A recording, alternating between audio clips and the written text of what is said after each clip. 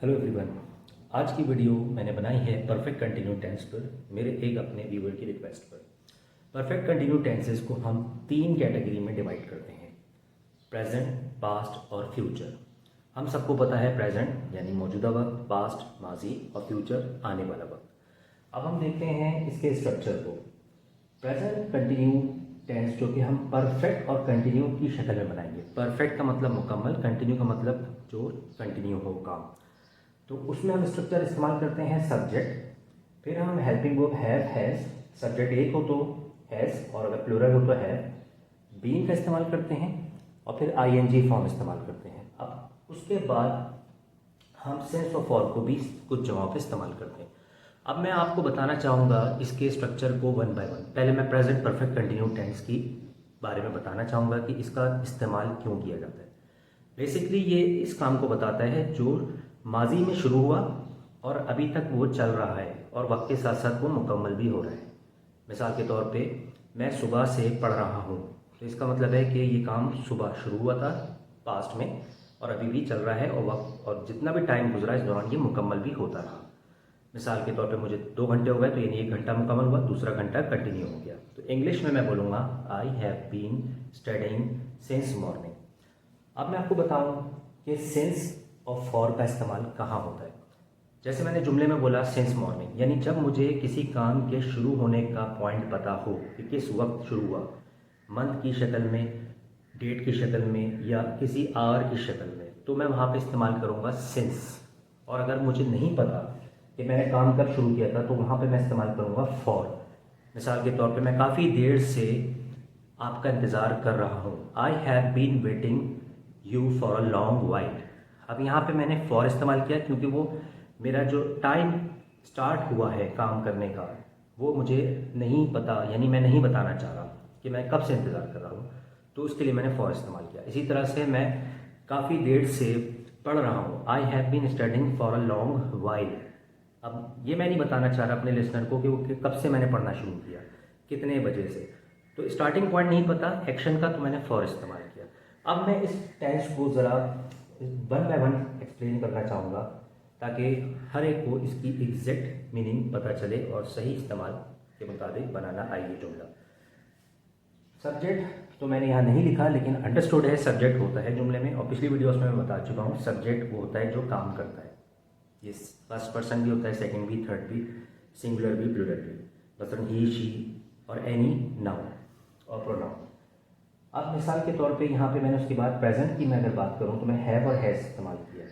Have plural subject के साथ आता है, जैसे वी, यू, दे, अगर यू प्लूरल है, और कोई भी प्लूरल नाउन यानी कि दो नाम एक साथ आ जाते हैं तो हम हैव इस्तेमाल करेंगे। ये हैव बेसिकली पास्ट पार्टिसिपल है, यानी जैसे हम आम लफ्ज़ों में कहते हैं वर्ब की थर्ड फॉर्म, जो कि हमने परफेक्ट में इस्तेमाल करनी होती है, जुमले की मुकम्मल होने को बताता है और प्रेजेंट टाइम को बता रहा है। तो लिहाजा ये हेल्पिंग वर्ब हुआ पास्ट पार्टिसिपल का, और सिंगुलर होने की सूरत में सब्जेक्ट के हैज़ हो जाएगा।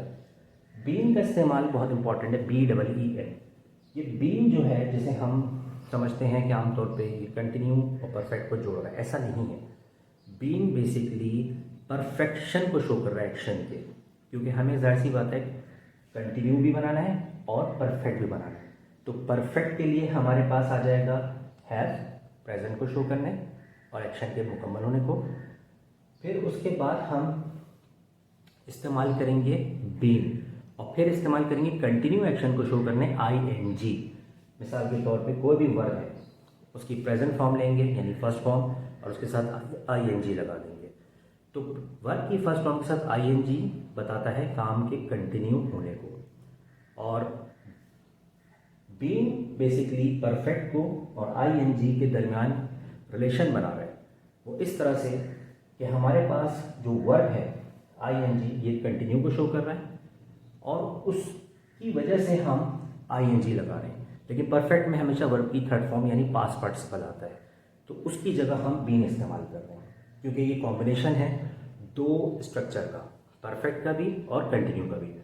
तो मैं रिपीट करता हूँ कि कंटिन्यू के लिए हम ING इस्तेमाल कर रहे हैं वर्ब की फर्स्ट फॉर्म यानी प्रेजेंट फॉर्म के साथ, जो कि हम वर्ब की फर्स्ट फॉर्म के साथ ही ING यूज़ करते हैं, और परफेक्ट के लिए हम इस्तेमाल कर रहे हैं हैव, और हैज़ प्रेजेंट परफेक्ट को शो करने।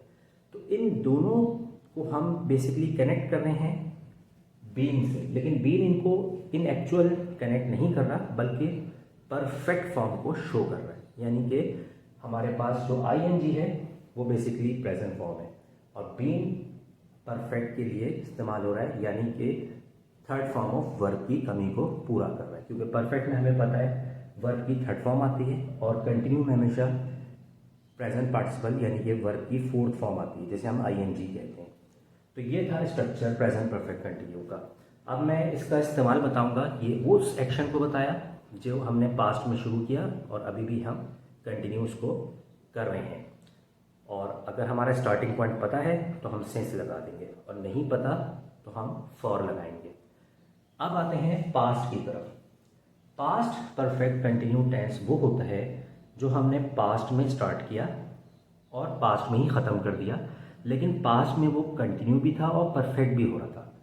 मिसाल के तौर पे मैं एक जुमला बनाता हूँ, मैं काफ़ी देर से पढ़ रहा था।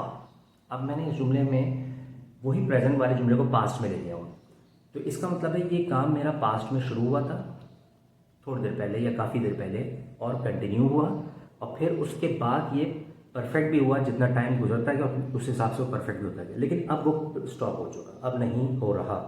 तो मैंने इसका स्ट्रक्चर बनाया है, subject, head, been, I N G, since, for और ऑब्जेक्ट। स्ट्रक्चर सेम है, सिर्फ हेल्पिंग वर्ब चेंज हो गया हेड। तो हेड यहाँ पे शो कर रहा है पास्ट को और परफेक्ट एक्शन को, आईएनजी शो कर रहा है काम के कंटिन्यू होने को और बीन जो है वो वर्ब की जो पास्ट पार्टिसिपल फॉर्म है जो परफेक्ट इस्तेमाल होती है उसकी जगह ले रहा है। तो ये हमारे पास पास्ट परफेक्ट कंटिन्यू का स्ट्रक्चर है। अब अगर स्टार्टिंग पॉइंट पता है किसी काम में तो हम सेंस लगा देंगे। मिसाल के तौर पे मैं सन 2010 से इस कॉलेज में जा रहा था, यानी कि अब मैं इस कॉलेज में नहीं जाता। तो मैंने इसके जुमले को बनाऊंगा, I have been going this college since 2010। मैंने सिंस क्यों इस्तेमाल किया? क्योंकि मुझे काम का स्टार्टिंग पॉइंट पता है इन टर्म ऑफ ईयर की शक्ल में। अब अगर मुझे किसी काम का स्टार्टिंग पॉइंट नहीं पता तो मैं फॉर लगा दूंगा।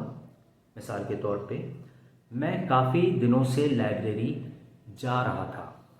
अब वो काफ़ी दिन नहीं पता मेरे कब से मैं जा रहा था, तो मैंने इस जुमले को बनाना है इस तरह से, आई हैव बीन विजिटिंग और गोइंग, विजिटिंग भी बोल सकते हैं गोइंग भी, to the library for many days.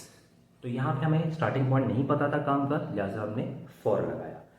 अब लास्ट है फ्यूचर परफेक्ट कंटिन्यू।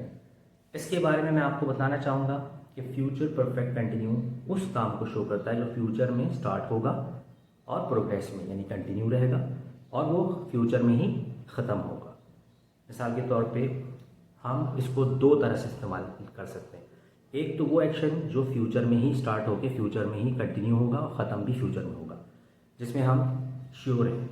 मिसाल के तौर पे मैं कल से गार्डनिंग करता रहूँ, या इस जुमले को मैं चेंज करता हूँ, थोड़ा सिंपल जुमला बनाता हूँ, मैं 5 मिनट बाद से पढ़ाना शुरू करूँगा। तो इस जुमले में मैंने इस्तेमाल किया है I will have been teaching after 5 minutes.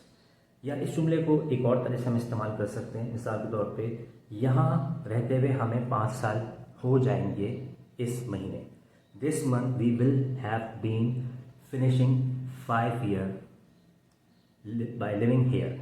तो मैंने इस जुमले में ये बताया कि किसी सर्टेन टाइम पर पहुंचकर हमारा जो कंटिन्यू एक्शन है वो मुकम्मल होगा और फिर वो फ्यूचर में कंटिन्यू हो जाएगा अगेन। तो इसका इस्तेमाल फ्यूचर परफेक्ट कंटिन्यू का इस तरह के जुमलों में होता है, मुझे स्कूल जाते हुए 3 माह मुकम्मल हो जाएंगे इस महीने। तो इस तरह के बहुत सारे जुमलों में फ्यूचर परफेक्ट कंटिन्यू टेंस को इस्तेमाल करते हैं। अच्छा, स्ट्रक्चर इसका वही है, सब्जेक्ट जो काम करता है वो मैंने लिखा नहीं है, वो अंडरस्टूड है, आपको पता है। इसमें विल आता है, विल फ्यूचर को शो करता है, फ्यूचर के एक्शन को, और ये हेल्पिंग वर्ब है। ये हमें बताता है कि जो एक्शन है वो फ्यूचर में होगा। तो उसके बाद हैज़ हैव का कॉन्सेप्ट आपको मैंने बता दिया ऊपर वाले जुमले में, सिंगुलर के साथ हैज़, सब्जेक्ट प्लूरल के साथ हैव।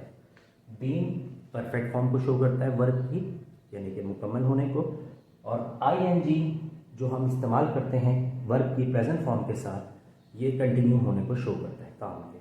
बाकी सेंस फॉर का इस्तेमाल सेम है, अगर हमें स्टार्टिंग पॉइंट पता है तो सेंस, नहीं मालूम तो फॉर। ये मैंने एक थोड़ी डिटेल वीडियो बनाई है, तीनों टेंसेस को मैंने बेसिक कॉन्सेप्ट के साथ कवर करने की कोशिश की है, इनके प्रैक्टिकल यूजेस के साथ। आई एम श्योर कि ये वीडियो आपके लिए बहुत ही हेल्पफुल होगी और आप इन जुमलों को यूज़ करके अपनी कॉन्वर्सेशन को, राइटिंग को और स्पीकिंग स्किल्स को इन्हेंस कर सकेंगे। Thank you for watching.